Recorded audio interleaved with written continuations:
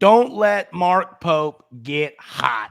And I think he's getting hot as the Cats get 2 more portal commits.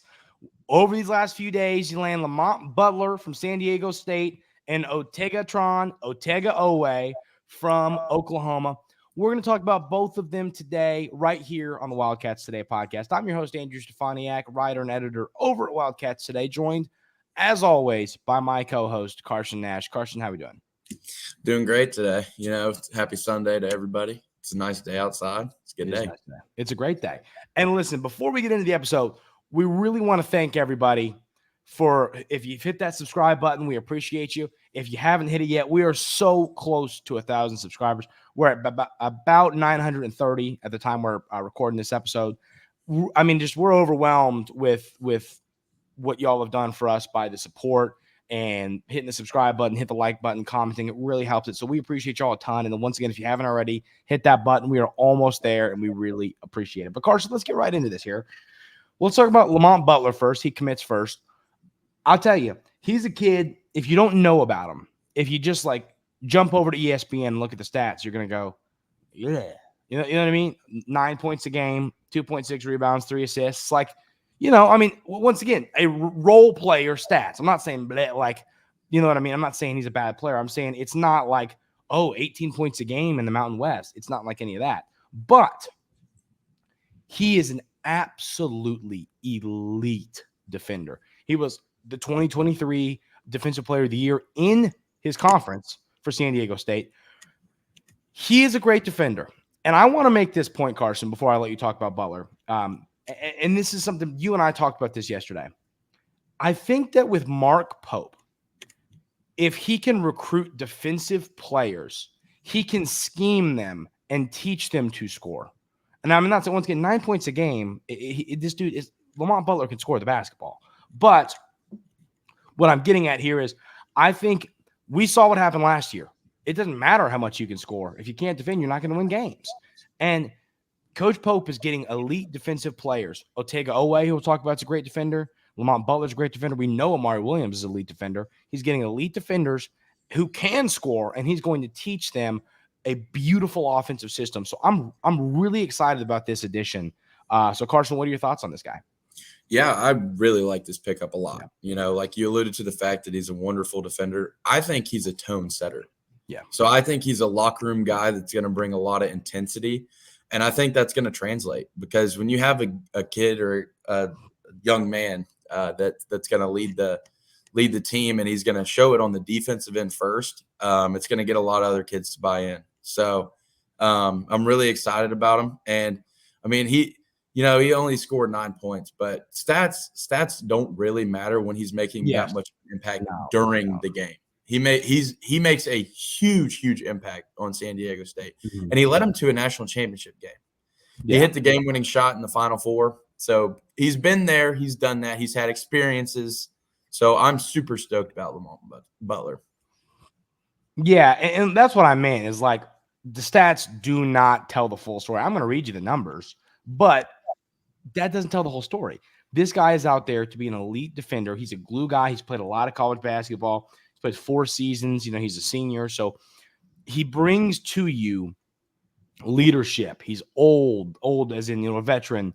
And it's something besides really Mitchell and Reeves, it was a young team. Now you got Williams, who played Mario Williams, a lot of college basketball. You've got Butler, a lot of college basketball. You got Chandler, the freshman that came from BYU, who's going to be a 37-year-old freshman. I mean, it's going to be an old team. And I like that. And if you'll have Travis Perry, but once again, Travis Perry is going to fit like a glove in this system. So I like the addition of Lamont Butler. I think that, and listen, he didn't statistically, his numbers, and once again, don't tell the story, but his numbers, he shot 60% from the free throw line, which I don't love that. He shot, but here's the previous 2 seasons, 73 and 77. So he can make his free throws. I don't know what it was. I don't know if it was in his head. Yeah. I know he can do it. I'm not really concerned. Yeah, it could be a mental thing. And then he shot 30% from 3 last year. The year they went to the national championship, he shot 34%. But once again, I mean, I think that he's a guy that he's going to shoot him when he's open. He's not a guy out there. I mean, look at the numbers. He's a couple games where he shot 5 threes, but it's a lot of 1 for 2s, 0 for 2s, 2 for 3. You know, it's not, he's not going to be a guy who's shooting the basketball, 20 times. I think he's going to be a guy that you're going to see him shoot it maybe 10 times at most.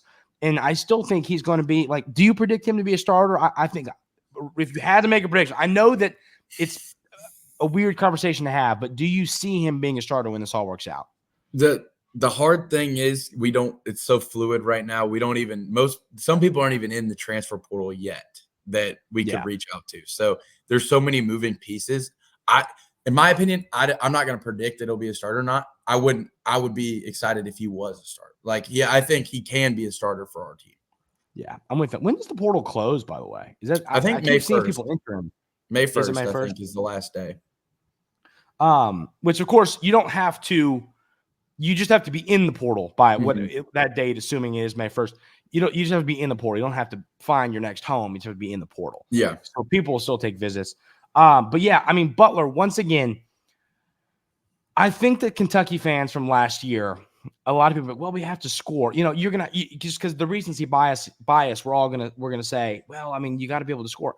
I mean, just look at Houston, and Houston still scored. I mean, obviously, I'm not saying Houston didn't score the basketball, but they were known as a defensive team, and that stuff works. If you have a suffocating defense and you can score, you can make your open shots, you can score down low. You can win basketball games. And right now, that's what Mark Pope is building. He's building a roster like that. So Andrew, I'll make this point real quick. I think Kentucky fans are going to have to adapt to a different philosophy because with Cal, you had dribble drive offense. And so you really needed players who could create their own shots and score on their own to get buckets. But in Mark Pope's offense, there's so much movement, so much passing that you really don't need those guys who are just going to beat you off the dribble, step back, and hit a shot to score. So if you are getting good defensive pieces that can run in a system like that and completely buy in, then your team's going to be pretty good. Yeah, I'm with you. I really do. I really like this edition of Butler. The more tape I watched, the more research I did on him. I like this change in philosophy. Offensive, scoring, high numbers, 100 points, it's all great. But at the end of the day, we know what Coach Pope can do offensively when it comes to how he, assists, passing the ball, finding open shooters. If he can have an elite defense and then use that offense with these players, watch out. I mean, once again, and, before we talk about Otega Oweh, this has frustrated me. I've just seen a lot of people. And now listen, I get that building from the portal doesn't always work. Look at what happened with Arkansas. It doesn't always work. But I will add this. I mean, Coach Pope had to do this. You know what I mean? All the commits went with Cal, and he didn't really have a lot of commits at BYU. He had to do this. So he's building from the portal, and I think it's going to work. I think he's going to go get veterans. He's going to go get players to fit in a system, and I think he knows what he wants, and he's going to get it. So, I mean, and we'll talk about some potential players that Kentucky's going to land. I just like the way this roster is shaping up, Carson. I agree. I think you add a couple more pieces here and there, and you're going to have a definite, in my opinion, a definite top 25 team. Top 25 team, if not top 15, top 10. So based off of who's been visiting, who has interest, I say the sky's the limit for Mark Pope right now. Yeah, I'm with you. So now let's move on to Otega Oweh. Shout out to whoever put on Twitter Otegatron, because that is Otegatron. We're running with that. We're running with that. So averaged 11.4 points per contest last year for the Sooners. 3.8 rebounds, 1 assist, shot about 50% from the field, 49.3, which for a guard, once again, that is, you'll take that. 37% from three, 64% from the free throw line. Love to see that up near 70, but we're not going to sit there and gripe about that. 1.5 steals per game. Once again, defensive weapon. And that's what stands out to me about Otega Oweh. Now, listen, once again, 6'5", 215-pound guard. I don't want to guard him. Carson, I don't think you want to guard him. No, he run my ass over. Yeah, I'm telling you, he is a player I really, really like his ability to get to the rim, shoot when he's open. And he's another guy like Butler.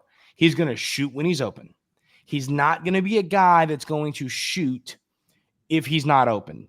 I mean, like, look at the numbers on this. If you go through some of these games, it's 0 for 1 from 3, 1 for 4, 0 for 0, 0 for 1, 0 for 1, 0 for 2, 1 for 4, 1 for 2, 1 for 3, 1 for 2, 1 for 2, 1 for 2 for 3. Point here is he's not jacking up 6 threes a game. It's going to be the most he shot in a game this year is 4. He's going to be a guy. He's going to shoot him when he's open. And keyword there is efficient. Yes, that's efficient. He's going to shoot about 40% when he's open. He's not going to be a guy that's going to do a 360 and just jack one up from half court. No, yes, he's going to make the smart play. And those are the type of shooters that work in this system because this system gets shooters open. So open threes, at this level of college hoops, you got to make them. You got to make open threes. So I like him. Elite defender, big body who can defend a lot of positions. I bet he could defend some smaller threes. There's threes that are 6'6", 6'7" in college. So he can defend some guards. Isaiah Briscoe played the 3 at 6'1". Yeah. So there you go. So point here is he can guard, I think, definitely the 1 and 2, potentially the 3. I like having a big guard who, if they've got one of those little Hubbard, from Mississippi State, good luck, man. Well, I don't know what we're going to do with Oweh. I don't know where he would. I'm just, when we play Mississippi State next year, no idea who he'll guard, but I'm saying you can smother smaller guards with him. So I like this addition because I would say that Butler is a better defensive player. I would say that Oweh is a better offensive player, but they're both. That's really good at defense. Yes. But so, Butler is an elite defender who's pretty good at offense. Butler's one of the best on-ball defenders I've seen. Yeah. After watching his film, he is elite, man. And then Oweh, I think, is a really good scorer and a really good defender. You know what I mean? Mm-hmm. I think that I don't know if I'd say he's elite. Either might say he's really good on offense and defense, and I'd say Butler is elite on defense and pretty good on offense. So, what are your thoughts on Oweh, Carson? Yeah, I really like him. I watched some of the film on him. He's a smart player. He gets to his spots where he wants to be on the court. He's a good passer. Underrated passer.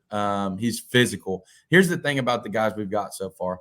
Every player that we have committed is very, very physical. They're grown men. It's not the getting pushed around anymore that we've seen recently. Or getting blown by in backyard football. No, none of that. Yeah.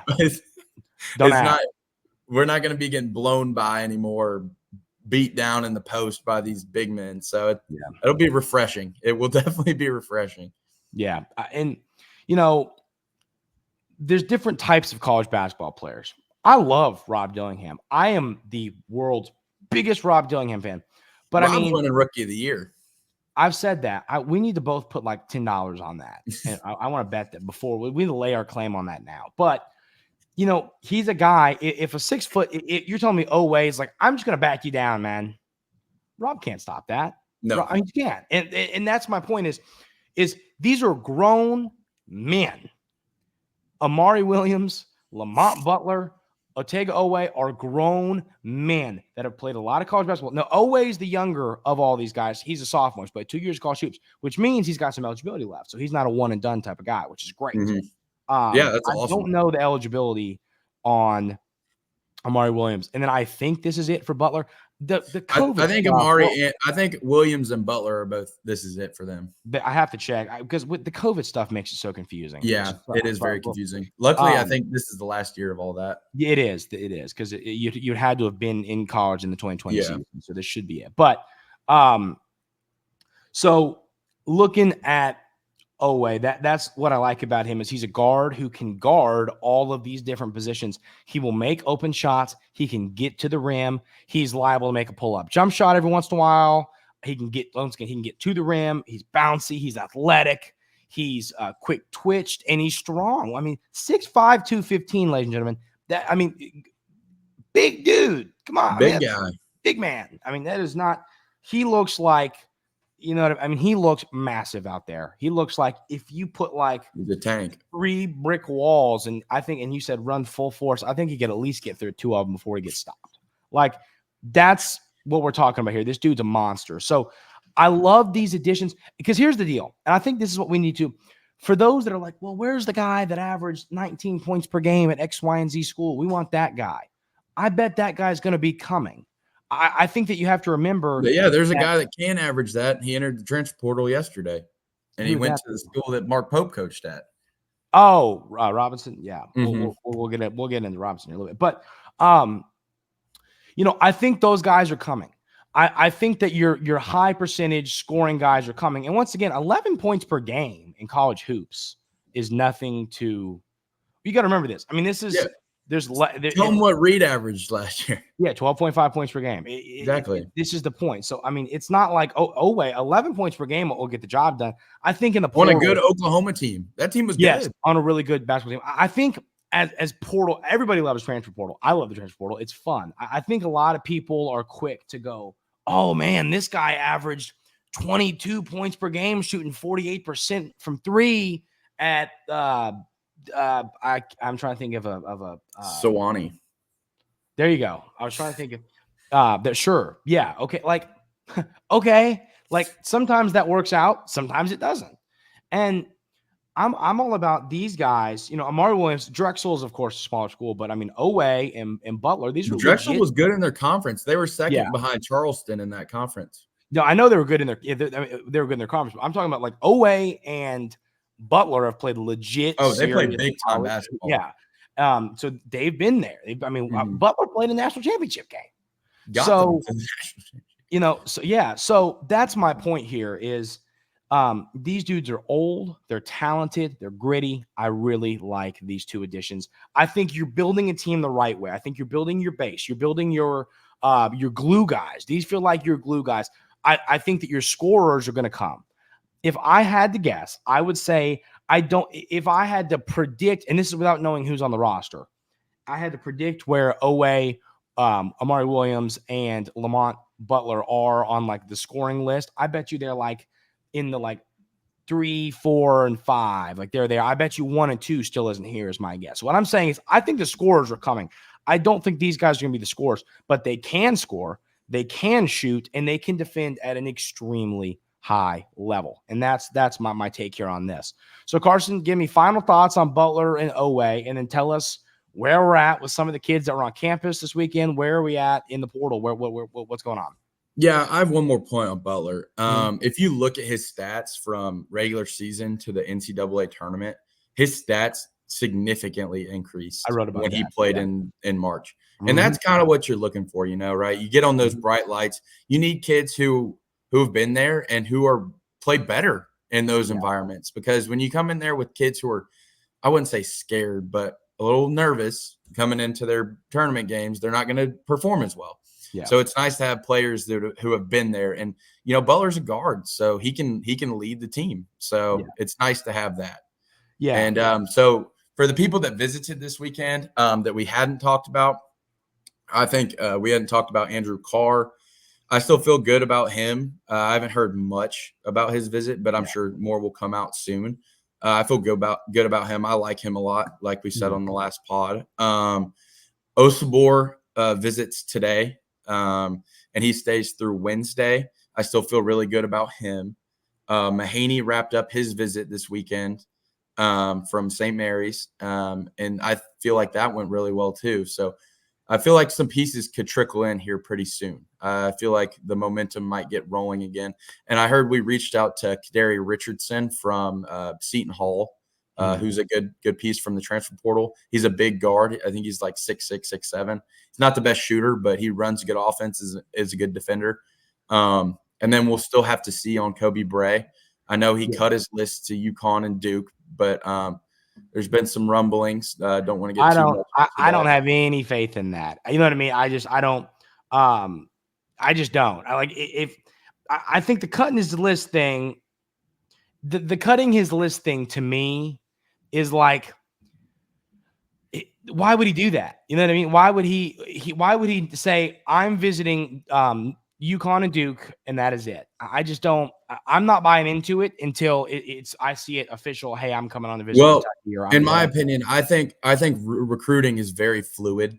So in my opinion, as much as they are more mature than like kids out of high school, I think you can sell them a little differently, even when their list is closed. Yeah.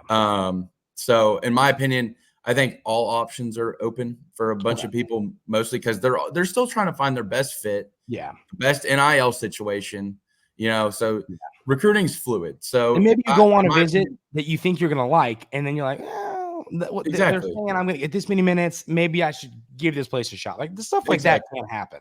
Yeah. I just always find it fishy when you're like, I'm going here and here, and that's it. I agree. It's probably still not probable, but it's something to keep an eye on just because recruiting is fluid. So I was just putting that out there just to keep an eye on. But I don't really have anything else other than, of course, Jackson Robinson entered the portal. That would be a huge one. And he's still going to test the waters. Yeah, I know. He's going to test the waters. He has until, I think, it's 30 days since Pope was hired. He has until then to pull out from the draft. Yeah. Because he was oh gosh, how do I put this? Whenever Pope gets hired, it's because your coach gets fired and leaves, so you have an extended amount of time to pull out of the draft instead of like the actual date. Really? I didn't know but that. I think if he doesn't stay in the draft, he's going to be Kentucky Wildcat. And he's not staying in the draft. He's not. I mean, he's a great player, but he's not NBA player ready. So I still think that kid's going to end up in Kentucky. I'm telling you, the kid I'm hoping that I like this Mahaney dude a lot. I like him a lot. I really want Mahaney. And I don't know, after the visit, didn't really hear anything positive or negative. But I want that kid a lot. He's good. Yeah. And like I said, I feel like more stuff on these visits, it's hard to get a read because they're I think today would be like the travel day or whatever. So I think more information will come out through this week. And we will fill you in on that as we hear more about it. But I think you'll start to hear more, and more fire will start to build up throughout the week on commits and such. Yeah, I'm with you. Carson, any other thoughts on the portal? Anything else? That's all I got for today. Good weekend. It was a good weekend. Somebody needs to go get a fire extinguisher because Mark Pope is hot. He's hot. He is. So weather's hot. Mark Pope is on fire. Yeah, I'm excited. I'm really excited. I like these additions. I like the mentality of how he's recruiting, and I think it's going to serve this team well because, once again, that's my I don't think it's a bold take, but I don't think these guys are your scorers. I think they're still to come. I think these guys are your glue guys, defensive guys, can give you a 15 on a given day, but more than likely are going to give you 8 on a game-to-game basis in that range. Mark Pope's building a team, not an AAU team, a team. No, and he's not. This is no longer what's it called? NBA. This is no longer Kentucky Overtime Elite. This is Kentucky basketball, and we're here to hang banners. Getting back to the roots. Let's do it. Once again, we are so close to 1,000. If you haven't hit that button, hit that subscribe button. It really does help a ton. Appreciate y'all. I mean, like tons. Seriously, I can't put into words how awesome it's been, how much support we've gotten, so cool. All the nice things folks are saying in the comment. I mean, just wonderful things. We love conversating with everybody. Really appreciate it. Conversing. I don't think conversating is a word. Is it a word? Am I stupid? Well, I know I'm stupid, but is it a word? Whatever. We'll see. Maybe I'll either way. One of the two. Other thing, want to say this to some folks that are we being the media company I work for just got the Reds and the Bengals sites for Athlon. So I'm going to be heading those inside the Reds over at Athlon, and then all Bengals over at Athlon. So if y'all are Bengals fans, Reds fans, go check that out. More stuff there. And then, of course, Wildcats Today for all of your Kentucky basketball, football, baseball news. Appreciate y'all being here. Hope everybody has an outstanding rest of their Sunday and as good of a Monday as possible. We will be here with more news when we get it, more commits, more stuff. We'll have podcasts for you. Appreciate y'all. Everybody have an outstanding rest of your day, and we will see you next time.